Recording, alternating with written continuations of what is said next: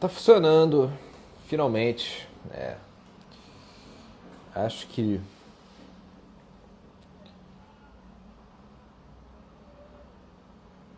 tô online, né?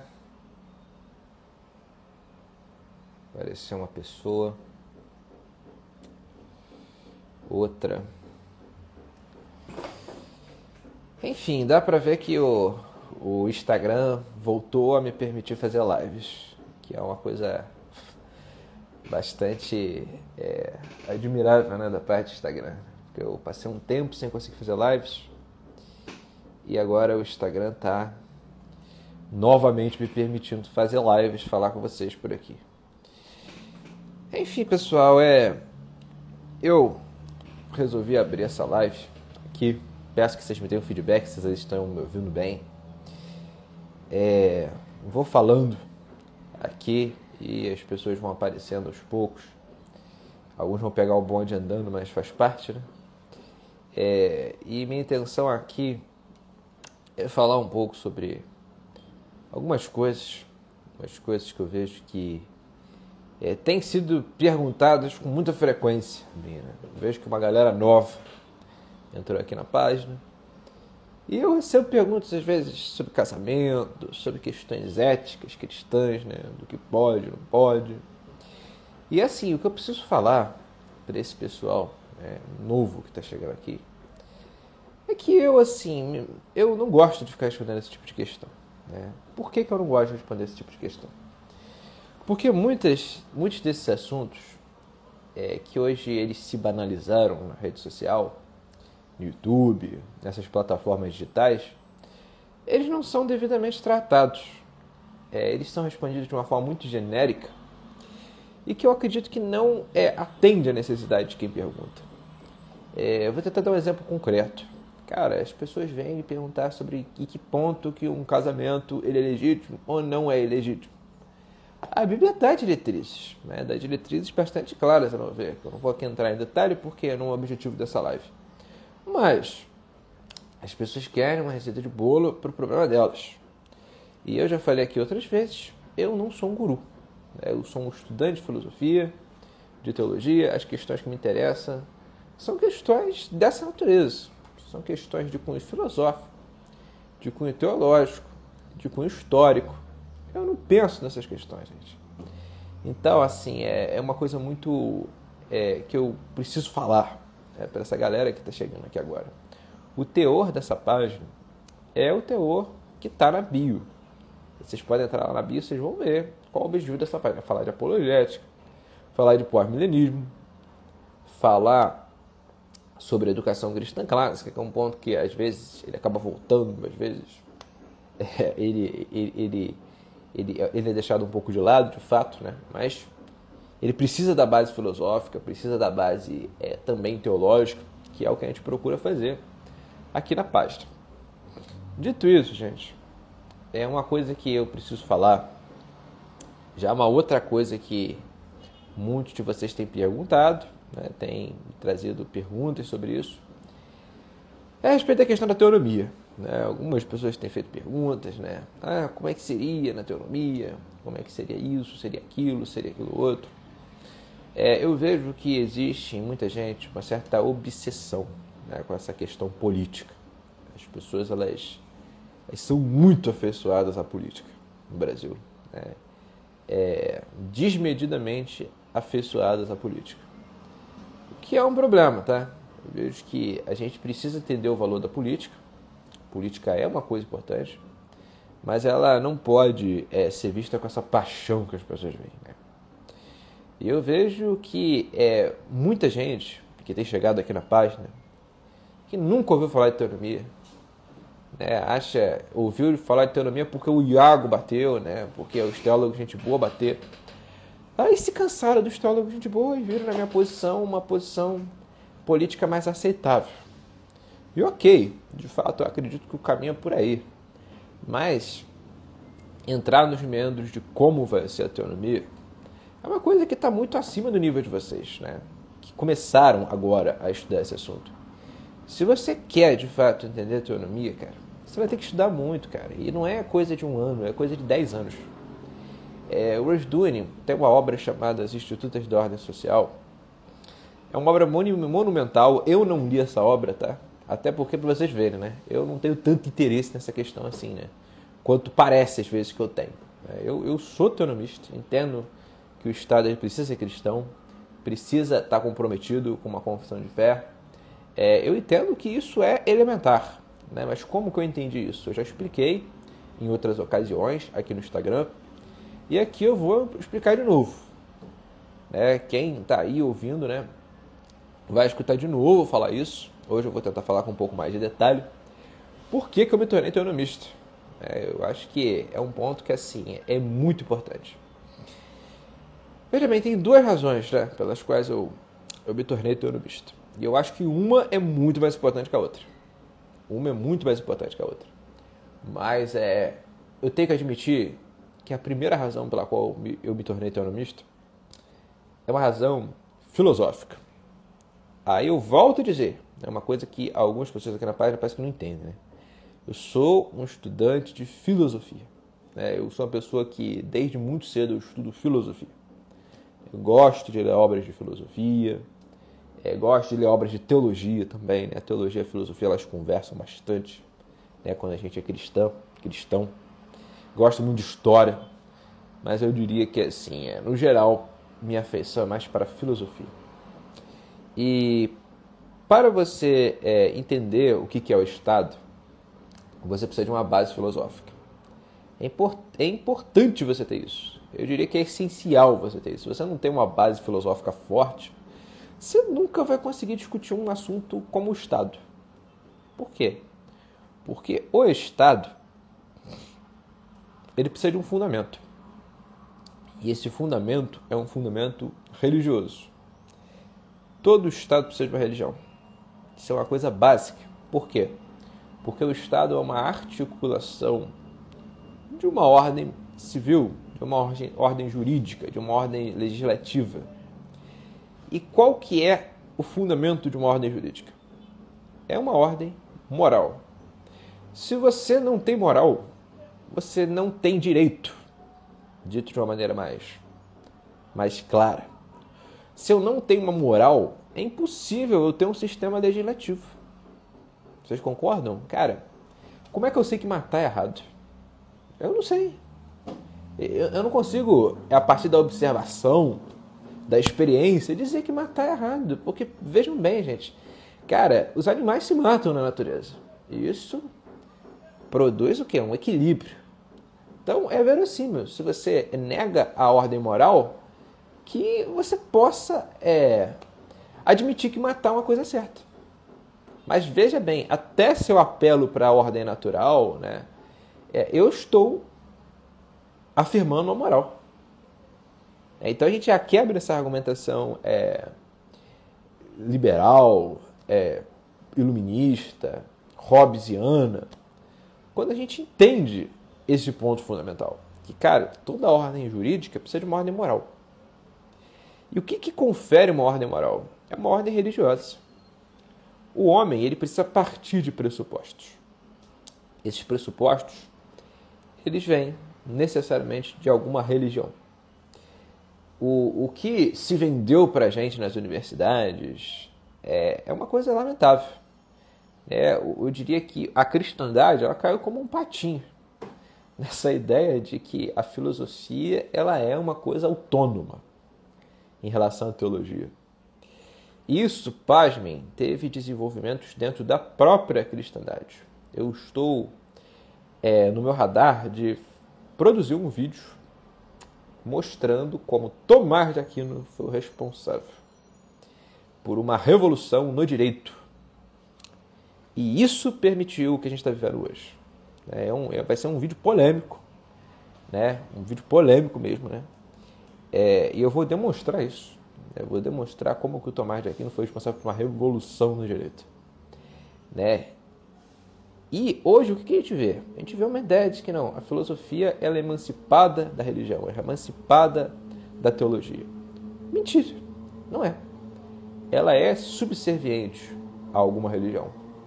E o que a gente vive hoje, meus amados irmãos, do século XXI, no Estado brasileiro e em estados ao longo de todo o globo. Cara, são ordens sociais baseadas numa religião humanista. Você tem uma fé no homem pelo homem, sem Deus. E isso é visto pelas nossas nações modernas como suficiente para você ter uma ordem social justa, plena, adequada. E por que isso está errado? Por que isso está errado, gente? Porque o homem não é um ser que tem essa capacidade de articular uma ordem social por ele mesmo. Vocês podem ver, cara, o que a gente está vivendo na sociedade hoje, cara. Caos. O que mantém a sociedade é o resquício da ordem cristã. Agora, a gente está indo por um caminho completamente desastroso. Logo, o Estado ele precisa de uma ordem moral. E qual é a melhor moral? Qual é a melhor moral que existe? Aqui eu vou pegar um argumento do C.S. Lewis, né? O C.S. Lewis, ele pode ter muitas falhas, enquanto teólogo, mas ele é um homem que era muito inteligente e ele cria uma provocação em uma das suas obras chamada A Abolição do Homem, onde ele diz que é imprescindível que você admita que algumas morais são superiores a outras. Nós precisamos poder dizer que a moral cristã é melhor que a moral nazista, por exemplo. Se você não diz isso, cara, você não é um cristão, coisa nenhuma. E quando eu digo que existe uma moral superior a outras morais, essa moral que é superior a outras morais, ela é superior em todos os aspectos. Não só no aspecto daquilo que a gente chama vida privada. Porque se você pega os teólogos gente boa, o Iego, essa galera, eles acreditam que a moral cristã realmente é superior, mas na esfera privada. Na esfera pública ela não dá certo. E isso é uma coisa que vem do Tomás de Aquino, né? Que vem de uma revolução jurídica no campo do direito. Eu vou explicar isso no vídeo meu que vai sair com fontes bibliográficas. Eu vou fazer um vídeo muito bom, cara. Assim, pelo menos ele já está muito bem roteirizado. É só botar em prática. E o que a gente está vendo hoje, cara? Está vendo hoje, assim, no século XXI.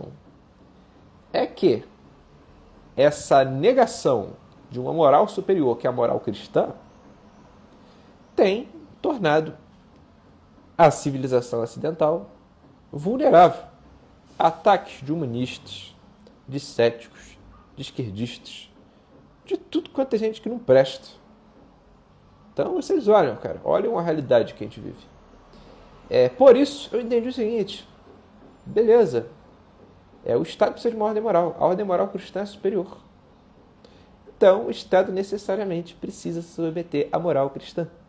E como que ele se submete à moral cristã? Admitindo uma confissão de fé distintamente cristã. Então o Estado precisa ser distintamente cristão. Não existe essa balela de Estado laico, gente. Eu vejo o Iago falando, o Estado é laico, todas as religiões têm que ter... Não existe isso. Não existe. Isso é uma abstração. É algo que eu vou falar também no meu vídeo do Tomás de Aquino, cara. Os direitos humanos, o meu vídeo vai ser uma crítica aos direitos humanos. Eles são uma mera abstração. Eles não são direitos reais, que se manifestam a pessoas concretas. E isso vem do quê? Vem da secularização, vem desse processo. Então foi essa via que me levou à teonomia. E é nesses aspectos que vocês vão ver eu falar de teonomia. Agora, como que vai ser essa ordem social? Cara, eu não gosto de falar disso porque eu não estudei o suficiente. Entendeu? Eu não li nem as institutas da ordem da lei bíblica do Rushduni. Como é que eu vou falar de um negócio desse? Eu li alguma coisa do Rutherford, li alguma coisa do Rushduni, li alguma coisa de... E é uma discussão, gente. É uma discussão. Vocês querem se inserir nesse debate? Comecem a ler. Comecem a ler as obras do Rushduni, do Gary North, ler as obras dos Covenanters lá de trás e vai entendendo, cara. Vai entendendo. Não tem caminho fácil. A gente tem que parar com esse negócio da facilidade. Não existe facilidade na vida de estudos. Então, é o caminho que vocês têm que trilhar. Agora, o que eu vou defender a teonomia aqui na página, e vou procurar dar para vocês todo o arcabouço para isso, é a base filosófica, a base epistemológica, a base na teoria do Estado, para vocês defenderem isso. Isso é o que é mais importante nos dias de hoje. Que você olha hoje para a IPB, vou falar da IPB porque eu sou presbiteriano. Cara, ninguém está a nível desse debate. Ninguém tem nível para discutir isso. Isso é uma coisa calamitosa, gente. Calamitosa. E outras igrejas não estão melhores não, tá? Vocês me desculpem. Você não tem gente capaz de discutir teoria do Estado num nível como esse que eu estou trazendo. Porque as pessoas se acostumaram com a modernidade, com a ideia de Estado laico, com a ideia de laicismo, de liberdade de expressão. Eu fiz um vídeo sobre a liberdade de expressão. É o vídeo sobre o Pablo Marçal. Eu sei que o título ficou meio idiota, né, e tal. Meu editor que me convenceu de fazer esse vídeo do Pablo Marçal. Mas é um vídeo importante por conta disso. Eu discuto a questão da liberdade de expressão.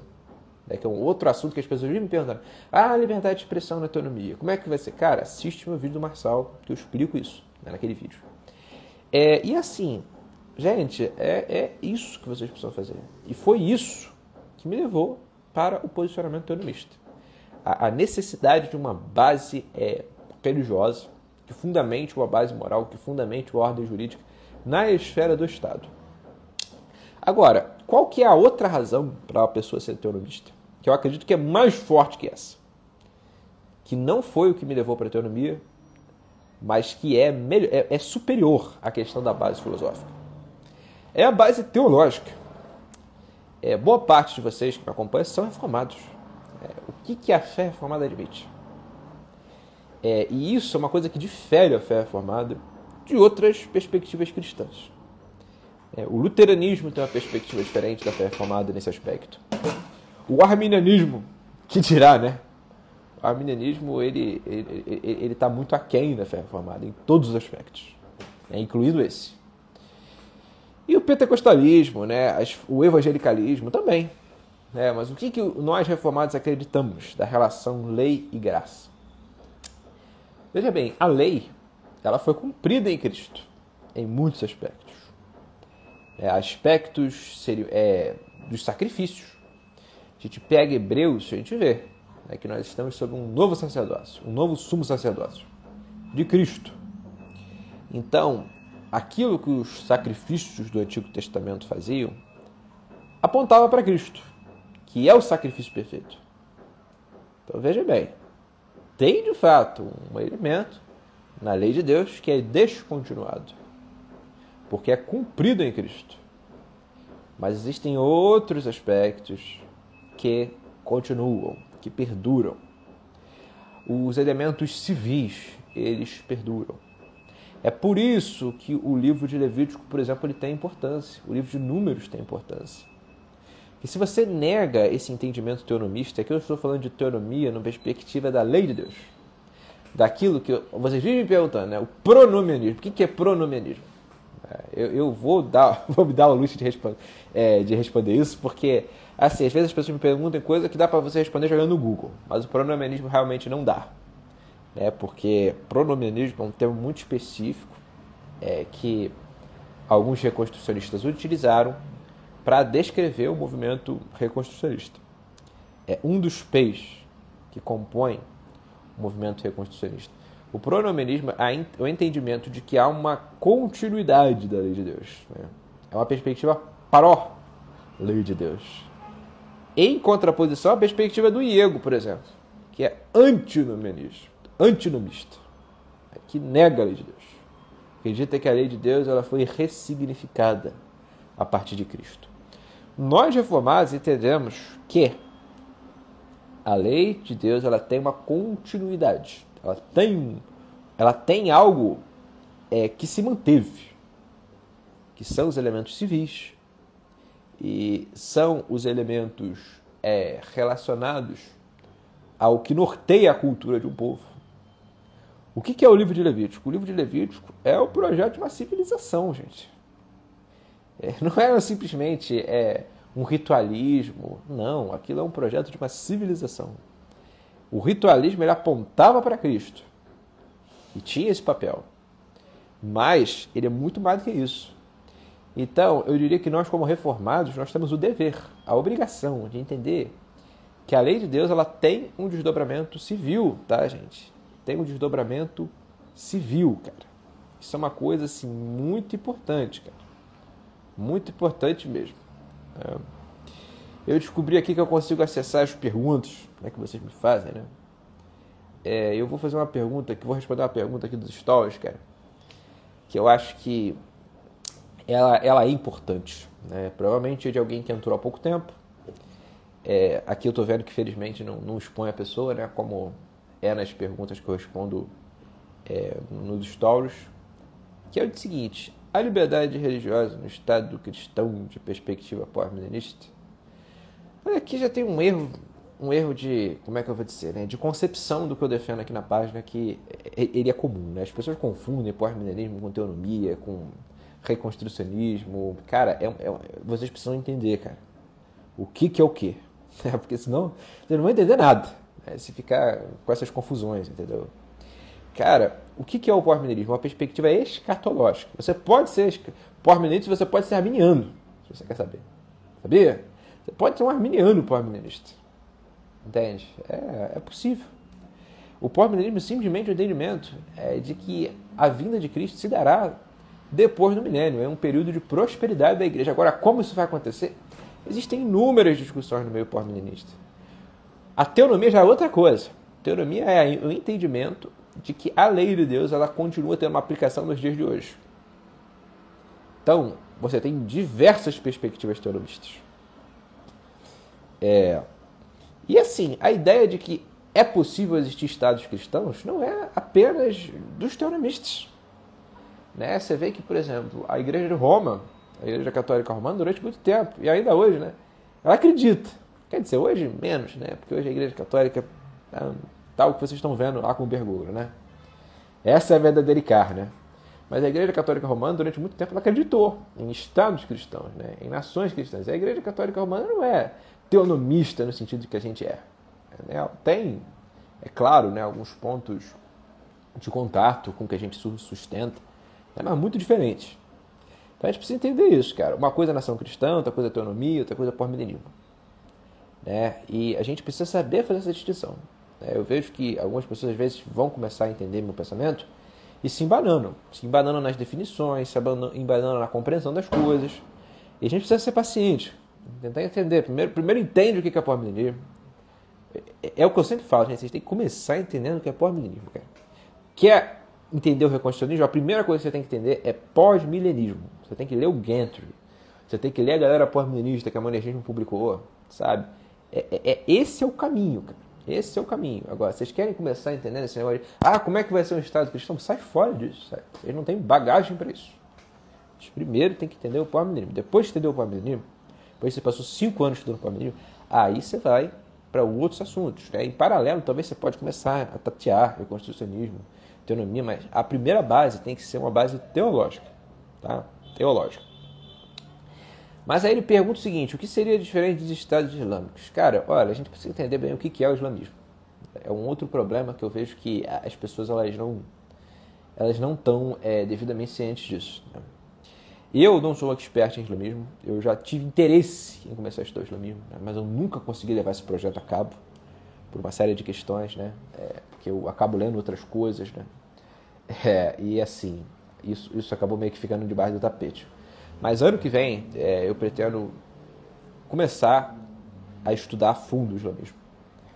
Ou no ano que vem ou no próximo. Em algum momento eu vou ter que me enveredar pelo islamismo. O islamismo, ele é uma religião que é uma heresia do cristianismo. A gente precisa entender o islamismo dessa maneira. O que é uma heresia? É uma distorção de algo verdadeiro. O islamismo, se você for estudar a história dele, ele surge a partir de Maomé, que era um cristão de corrente nestoriana. O nestorianismo é uma heresia que ela acredita que as duas naturezas de Cristo elas estão separadas a tal ponto que Cristo é duas pessoas. Cristo é uma pessoa divina, a segunda pessoa da Trindade, e uma pessoa humana, que é o homem Jesus Cristo. Nestório entendia, ele negava o que na teologia cristã a gente chama de união hipostática, que é Cristo é uma única pessoa. com duas naturezas, uma natureza humana e uma natureza divina. E na história ele teve muitos argumentos, né, contra a ortodoxia cristã, que foram respondidos, né? Mas, diferente do que a gente aprende na EBD, sabe? Ou às vezes até em alguns seminários, que simplificam demais a situação. O nestorianismo não acabou, cara. Não acabou depois que ele foi considerado anátema no concílio de Éfeso. Ele continuou, tá? Ele se expandiu. E o Maomé surgiu num contexto nestoriano. Então ele já tinha uma compreensão equivocada sobre Cristo. Uma concepção de que Cristo ele não era um ser que no ventre de Maria ele já era Deus de maneira plena. Nestório entendia que haviam duas pessoas em Cristo, né? A pessoa divina e a pessoa humana.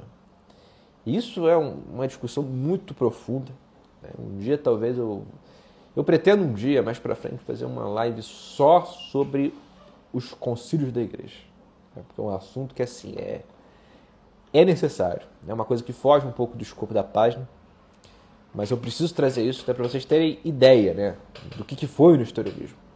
Aí eu vou falar de outras heresias, vou falar do arianismo, vou falar, cara, principalmente do arianismo e do nestorianismo, cara. São heresias muito poderosas, cara, que não são bem entendidas hoje, né, infelizmente. Mas enfim, o islamismo ele surge por parte de Maomé, que era um cristão nestoriano. E Maomé ele recebe uma revelação de um demônio, tá? Vou falar aqui abertamente. Aquele ser que falou com o profeta Maomé não foi o anjo Gabriel, foi um demônio transfigurado de anjo Gabriel, né? E isso é muito forte, tá? Muito forte. Inclusive, um detalhe é que Maomé ele tem a revelação do anjo Gabriel duas vezes, do pseudo anjo Gabriel duas vezes. A primeira vez que ele tem essa revelação, ele acredita que era um demônio. O próprio Maomé, ele tem o entendimento de que aquilo era um poder demoníaco. Porém, a esposa de Maomé, cujo nome eu não me recordo agora, se vocês lembrarem, vocês falem no chat, né? Ela convence Maomé de que não. Ele tinha que dar ouvidos àquilo lá era um anjo. Aí o anjo foi e recitou para ele de novo o Corão, e ele escreveu, né? O Corão a gente tem até hoje, né? O livro sagrado do islamismo. E assim, Maomé ele era um líder militar, né? Ele pegava em armas, saqueava, atacava caravanas. Ele foi um sujeito assim muito, muito proeminente, né, em suas iniciativas militares. Então, assim, a gente vê que o islamismo ele começa de uma maneira muito diferente do cristianismo. Ele começa como um projeto militar. Você vê Cristo, quando ele veio, ele encabeçando um projeto militar de conquista de Roma? Não, né? Pega Cristo e compara com Maomé. São totalmente diferentes, cara. Totalmente diferentes. O islamismo ele se expande na base da violência. Na base da violência. Então, quando você pergunta o Estado cristão de perspectiva pós-milenista, no que ele seria diferente do islamismo? Vai começar nisso, né? O cristianismo é a religião verdadeira. O islamismo é uma falsa religião e uma doutrina de demônios. Então, é completamente inapropriado você comparar um Estado cristão com um Estado islâmico. Porque o Estado islâmico é uma falsa religião, é uma religião de demônios. Uma religião de demônios necessariamente será uma religião opressiva, opressora, uma religião que vai crescer na base da violência, na base da subversão, na base da manipulação. Os islâmicos fazem tudo isso, né? Eles têm frentes que são mais violentas, né, no que toca a conquista militar, e eles têm frentes que são mais subversivas. Eu já falei, né, na minha live sobre o René Guénon. O René Guénon ele era um islâmico, um muçulmano. Ele admitiu o islamismo porque ele via que o islamismo estava mais saudável, mais sustentável que o cristianismo católico romano. E ele esteve relacionado, né? Há quem sugira, eu não acho que essas críticas ao René Guénon são adequadas, né? Que ele quis islamizar o Ocidente, né? Ele quis islamizar o Ocidente. Então vejam, cara, que existem por trás do islamismo propostas de islamização do Ocidente, de subversão do Ocidente. Você vê que hoje existe uma propaganda muito forte de que o Islã é uma religião da paz, né? E o que a gente vê nos países islâmicos não é isso, né? A gente vê uma coisa tenebrosa, né? Agora, como que uma ordem social cristã surgirá? Será na base da violência? Será na base da força? Na base da espada? Na base do Bolsonaro, né? Que nem o Iego acha que, pô, não, a gente, né, que é teonomista, a gente queria o Bolsonaro lá pra acabar com a esquerda. Cara, o Bolsonaro é um bobão, cara. O Bolsonaro é um palhaço. Você me desculpa se você votou no Bolsonaro, né? Eu também votei, né? Mas eu digo expressamente que ele é um palhaço. Né? Um palhaço, um bobão, entendeu? Alguém que não tinha a mínima condição de corroborar com alguma perspectiva genuinamente teonomista. Né? E nós, que somos teonomistas, nós temos que nos desvincular dessa gente. Desvincular do Bolsonaro, desvincular do Marçal, desvincular desses messias, que são, na verdade, anticristos. Né? Anticristos. São pessoas que se colocam no lugar de Cristo. E devem ser combatidos, né? A idolatria que eles geram. Né? Isso aí é uma coisa lamentável, né? Que haja essa comparação. Né? Um Estado cristão seria como o Estado islâmico. Né? Isso aí é absurdo. Completamente absurdo. Eu resumiria minha resposta nisso, cara. O islamismo é uma falsa religião que cresce na base da violência, cresce na base da subversão. E o cristianismo não cresce na base da violência, não cresce na base da subversão. O cristianismo ele cresce na base da pregação da verdade, na libertação de pessoas, na conversão de almas. Então, a gente, é claro, vai chegar um momento que nós vamos criar uma ordem social cristã. E essa ordem social cristã, essa ordem civilizacional cristã não vai ser igual a essa ordem porcaria que a gente tem hoje, né? Que você tem liberdade para você criticar o seu político. Quer dizer, você não tem liberdade para criticar o seu político, né? O seu governante, né? Diga para mim, vocês acham que a gente tem liberdade suficiente para criticar o Alexandre de Moraes? Não temos. Mas ao mesmo tempo a gente tem liberdade para blasfemar, né? Como o Iago falou no vídeo dele, né? De maneira completamente estúpida. Ele defende a liberdade do porta dos fundos blasfemar a Deus, ao mesmo tempo que a gente não tem liberdade para criticar o STF. Então, o que você prefere? Você prefere isso ou uma ordem civilizacional cristã? Em que você penaliza quem blasfema, né? E você, ao mesmo tempo, tem pleno direito de criticar o seu governante. Inclusive governantes cristãos, tá? Porque o que eu defendo é que, inclusive dentro de uma sociedade teonomista, que eu estou falando de uma sociedade teonomista, todo cidadão tem direito de criticar os seus governantes. Nenhum governante ele está isento da possibilidade de ser criticado. Então é isso. Percebam que isso aí, cara, é um mundo de diferença para o mundo islâmico. Os islâmicos, eles têm a possibilidade de criticar os seus líderes. Eu vou dar um exemplo para vocês. O sheik. Um sheik é uma autoridade dentro do mundo islâmico. Ele é uma autoridade religiosa e acaba sendo uma autoridade também comercial, né? Porque os sheiks têm muito dinheiro e política. Um muçulmano pode criticar o sheik. Falar, o sheik está errado, esse cara aqui está viajando, não está seguindo o Corão. Faz isso para você ver o que te acontece. O islamismo ele não é uma religião da liberdade, ele é uma religião da escravidão. O cristianismo é a religião da liberdade. Então é isso, meus amados irmãos. Eu acho que essa live ela serviu para esclarecer algumas coisas.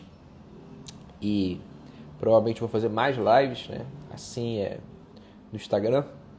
Hoje deu pouca gente, né? Porque eu peguei essa live meio que de surpresa.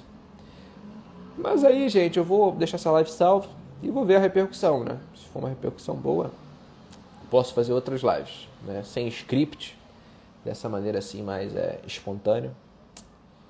E é isso, minha gente. Abraço a todos.